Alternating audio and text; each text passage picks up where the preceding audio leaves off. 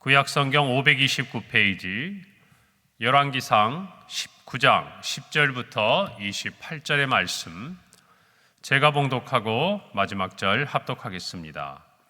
솔로몬이 두 집 곧 여호와의 성전과 왕궁을 20년 만에 건축하기를 마치고 갈릴리 땅의 성읍 20곳을 히람에게 주었으니, 이는 두로왕 히람이 솔로몬에게 그 온갖 소원대로 백향목과 잣나무와 금을 제공하였습니다. 히람이 두로에서 와서 솔로몬이 자기에게 준 성읍들을 보고 눈에 들지 아니하여 이르기를, 내 형제여, 내게 준 이 성읍들이 이러한가 하고 이름하여 가불 땅이라 하였더니 그 이름이 오늘까지 있느니라. 히람이 금 120달란트를 왕에게 보내었더라. 솔로몬 왕이 역군을 일으킨 까닭은 이러하니, 여호와의 성전과 자기 왕궁과 밀로와 예루살렘 성과 하솔과 무깃도와 게셀을 건축하려 하였습니다. 전에 애굽왕 바로가 올라와서 게셀을 탈취하여 불사르고 그 성읍에 사는 가나안 사람을 죽이고 그 성읍을 자기 딸 솔로몬의 아내에게 예물로 주었더니, 솔로몬이 게셀과 아래 벳호론을 건축하고 또 바알랏과 그 땅에 들에 있는 다드몰과 자기에게 있는 모든 국고성과 병거성들과 마병의 성들을 건축하고, 솔로몬이 또 예루살렘과 레바논과 그가 다스리는 온 땅에 건축하고자 하던 것을 다 건축하였는데, 이스라엘 자손이 아닌 아모리 사람과 헷 사람과 브리스 사람과 히윗 사람과 여부스 사람 중 남아있는 모든 사람 곧 이스라엘 자손이 다 멸하지 못하므로 그 땅에 남아있는 그들의 자손들을 솔로몬이 노예로 역군을 삼아 오늘까지 이르렀으되, 다만 이스라엘 자손은 솔로몬이 노예를 삼지 아니하였으니 그들은 군사와 그 신하와 고관과 대장이며 병거와 마병의 지휘관이 됨이었더라. 솔로몬에게 이 일을 감독하는 우두머리 550명이 있어 일하는 백성을 다스렸더라. 바로의 딸이 다윗성에서부터 올라와 솔로몬이 그를 위하여 건축한 궁에 이를 때에 솔로몬이 밀로를 건축하였더라.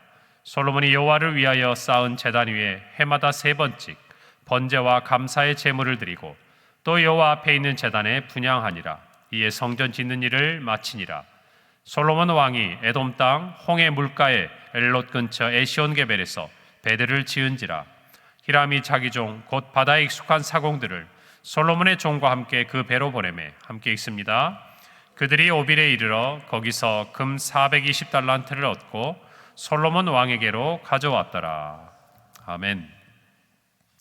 오늘 말씀을 보면 솔로몬이 이제 성전과 또 자기의 왕궁에 이어서 그의 국가에 필요한 모든 국거성과 또 병거성 그리고 마병을 두는 성읍들을 정리하는 또 건축하는 그런 부분들에 대한 기사들을 쭉 살펴볼 수가 있습니다.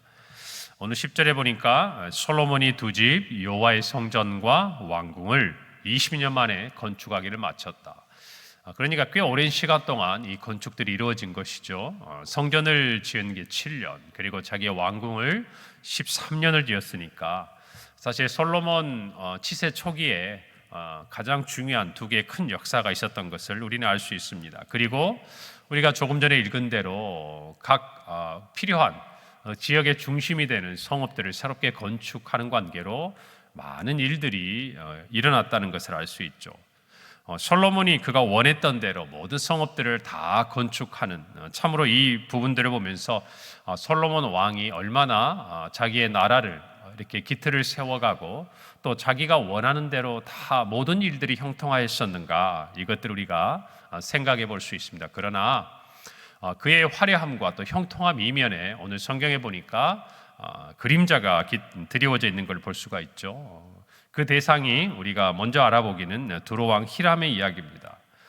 두로왕 히람이 다윗 시대 때부터 좋은 관계를 맺고 있었는데 건축을 하기 위해서 꼭 필요한 게 그 목재, 자재이지 않습니까? 이 백향목과 잣나무 그리고 금을 원하는 대로 이렇게 제공을 해 주었습니다. 물론 히람도 대가를 바라고 또 그가 원하는 것들이 있었겠죠. 하지만 그가 정말 솔로몬이 원하는 것이라면 다 주었다고 성경은 기록하고 있어요. 그런데 솔로몬이 그 대가로 북쪽 갈릴리 지방에 있는 성읍 20곳을 이제 두로왕 히람이 사는 그 나라와 가까운 지경이죠. 20곳을 주었지만 오늘 성경 13절에 보니까 그곳을 보고 난 히람이 이렇게 말합니다. 내 형제여 내게 준 이 성읍들이 이러한가 하고 이름하여 가불 땅이라 하였더니 그 이름이 오늘까지 있었다. 마음에 들지 않았다는 것이죠. 갈릴리 북쪽의 척박한 땅. 그래서 이 솔로몬이 이 20곳을 준 것을 보고 기대한 마음으로 갔던 이 히람은 자기가 솔로몬에게 베푼 어떤 그 은혜라고 할 수 있을까요? 아니면 제공했던 그 모든 것들에 비해서 자기가 받은 것이 마음에 흡족하지 않았던 것입니다. 그럼에도 불구하고 히람이 솔로몬에게 금 120달란트를 보냈다라는 것을 볼 때 우리는 그 당시에 이 두로와 이스라엘 사이의 역학관계를 알 수가 있는 거예요. 어쨌든 점점점 강성해져 가고 하나님께서 함께 하신 이 솔로몬 시대에 부유해지고 강성해지는 이 부분들을 우리는 성경을 통해 볼 수 있었고, 또 26절 마지막 부분에 보면은 솔로몬이 배를 지어서 이제 무역업을 장려하는 이 부분을 볼 때 이 히람이 자기 종들, 특별히 바다에 익숙한 백 사람들을 제공했다라는 기사를 우리는 살펴볼 수가 있습니다. 결국 이 두로와 이스라엘과 관계를 보면은 좋은 관계로 출발을 했어요. 그리고 히람은 오늘 13절에 읽은 대로 솔로몬에게 내 형제라고 이야기합니다. 그런데 두 사람의 어떤 얻고 있는 것들, 상황들은 다른 거죠. 솔로몬은 자기가 원하는 대로 마음껏 다 취했습니다. 그러나 히람은 자기가 솔로몬에게 대했던 것보다 그에 합당한 대우를 받지 못하고 있음을 우리는 알 수가 있는 것이에요. 힘의 논리가 관계에서 엿보이는 것입니다.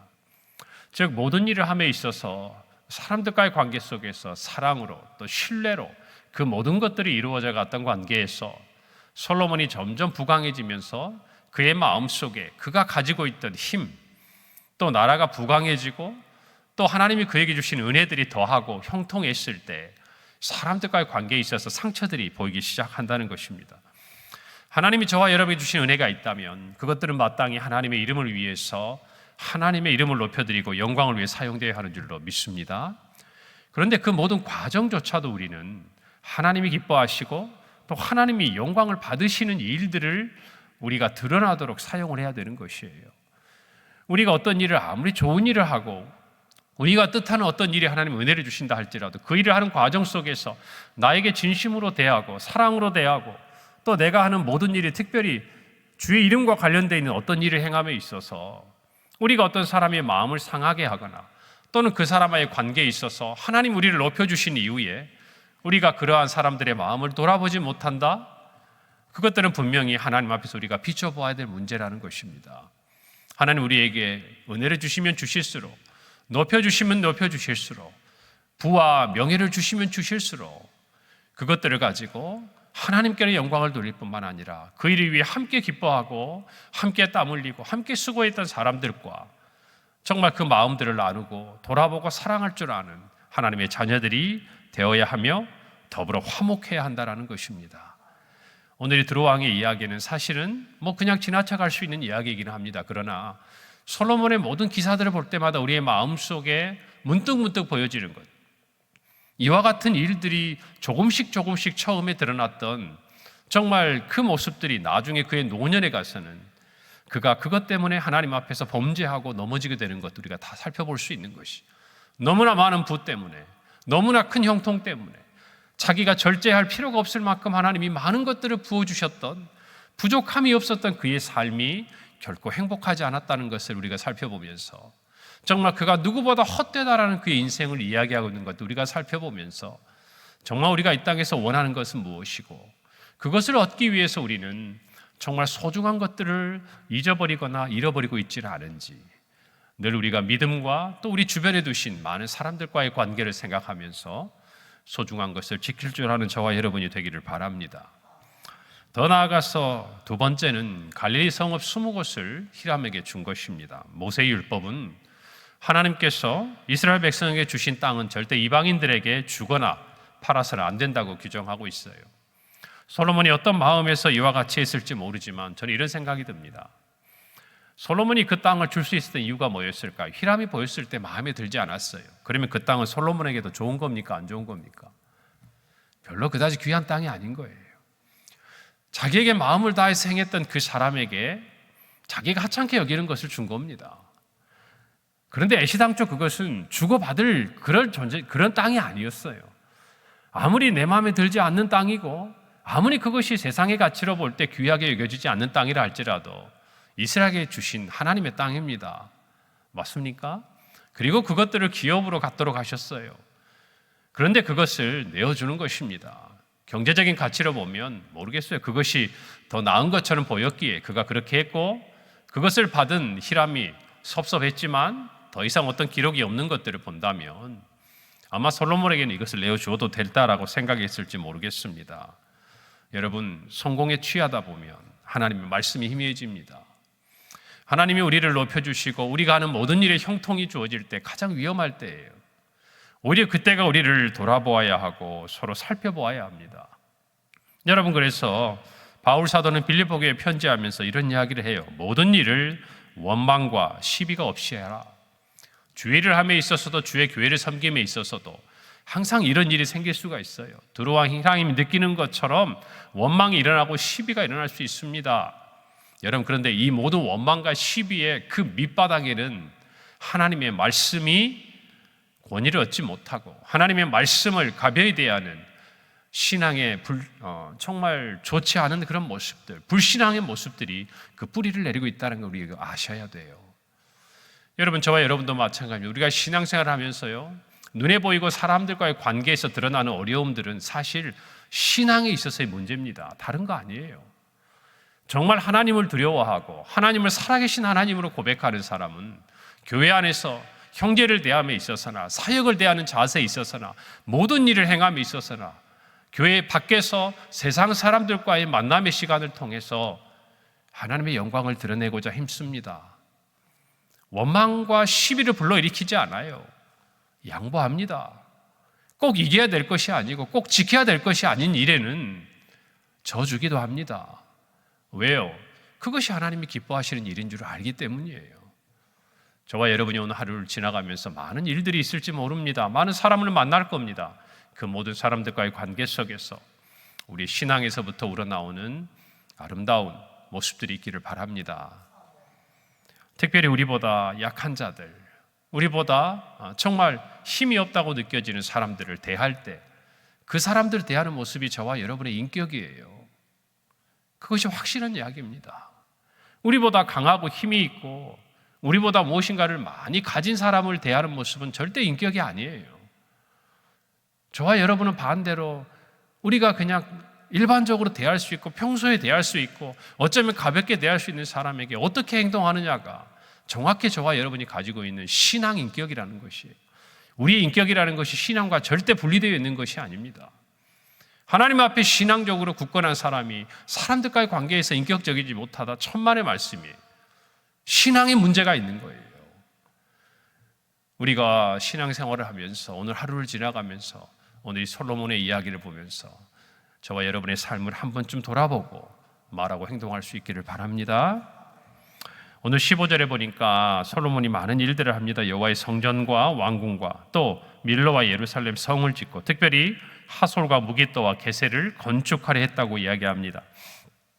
오늘 기록된 이 부분들은 대부분 이스라엘 왕국의 방어를 위한 목적으로 쓰였어요. 그래서 북쪽에서부터 하솔이 제일 이 북쪽 지역에 있는 도시예요. 그리고 다음에 기록된 무기또라는 이 지역은 중부 지역, 이스라엘 평화를 끼고 있는 중요한 지역이기도 합니다. 그리고 게셀은 남부 지역, 애국과 가까운 지역에 위치되어 있어서 여러분 이스라엘의 솔로몬 시대의 3대 병거성 하면 이 하솔과 무기또와 여기 있는 게셀을 이야기합니다. 그런데 후일에 이제 이 게셀 인근에 있는 라기스라는 곳이 히스기 왕 시대에는 새로운 이제 병거성으로 성경에 보면 등장을 합니다. 이 병거성은 어떤 곳이냐?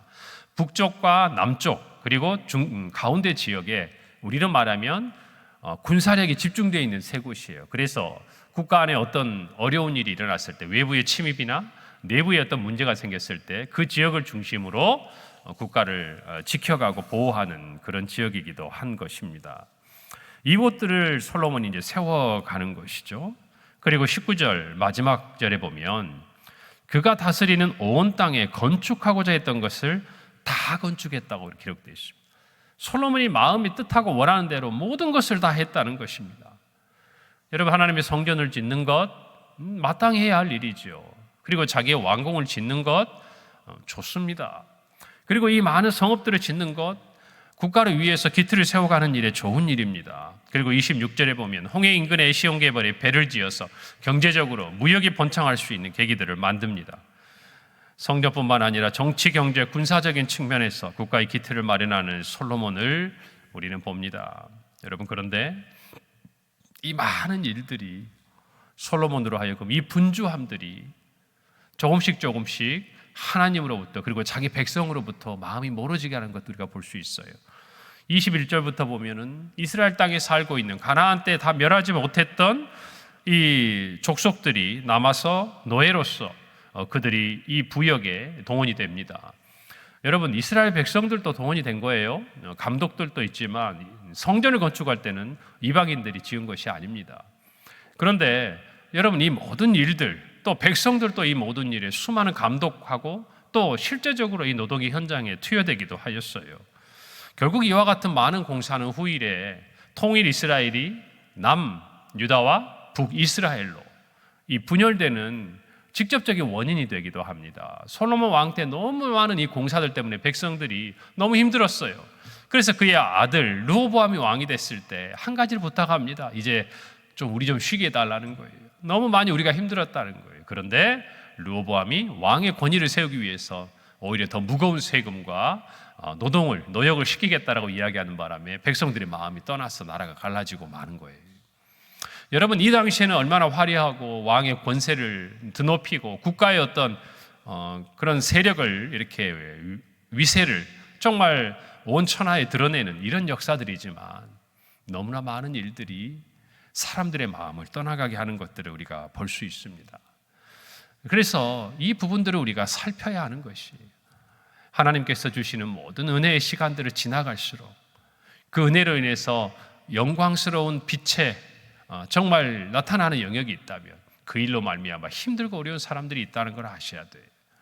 우리가 어떤 일을 할 때 또 하나님의 은혜를 주셨을 때 늘 이 모든 것들을 돌아보고 사람들의 마음을 돌아볼 줄 아는 저와 여러분이 되어야 할 것입니다. 그리고 24절과 25절에 보니까 바로의 딸을 위한 건축한 궁전을 솔로몬이 건축하고 그 다음에 25절에 보니까 여호와를 위하여 제단 위에 3번씩 번제와 감사의 제물을 드리고 분향했다 라는 일들을 기록합니다. 솔로몬의 처음도 애굽의 왕 바로의 딸과 결혼하고 그리고 하나님의 성전을 마치는 이 일에도 애굽의 땅 바로의 궁전이 언급되고 있어요. 무슨 말이겠습니까? 솔로몬이 행하고 있던 이 모든 일들 가운데 항상 아슬아슬한 위험의 요소가 늘 같이 있었다는 이 일들이 나중에 어떻게 되죠? 수많은 부인들과 첩들을 두고 그녀들이 가지고 왔던 그 나라들의 수많은 우상들이 가득한 땅이 되고 말았어요. 여러분, 우리가 하나님의 은혜를 주시고 하나님 앞에 정말 우리가 은혜를 입었다고 생각하거든 하나님 한 분만 섬기는 저와 여러분이 되어야 합니다. 인간적인 생각들, 정치적인 역학관계들, 또 정말 그 당시에 지혜라고 생각할 수 있는 사람이 지혜들 땅에 했던 모든 일들이 결국 나중에 솔로몬의 발목을 잡고 있는 많은 분주함들이, 많은 일들이 하나님으로부터 마음을 떠나가게 하는 것입니다. 여러분, 바쁠수록 기도해야 합니다. 분주할수록 예배에 집중해야 합니다. 세상에서 형통할수록 하나님을 붙들어야 합니다.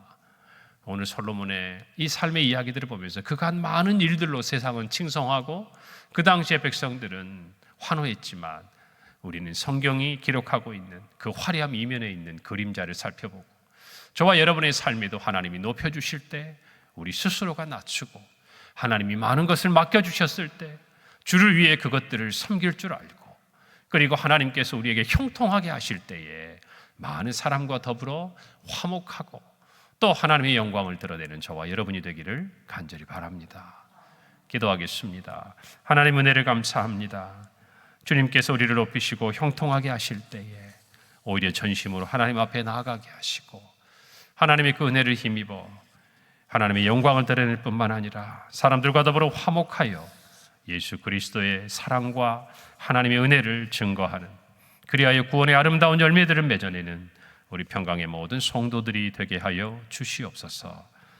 감사드리고 예수님의 이름으로 기도합니다. 아멘.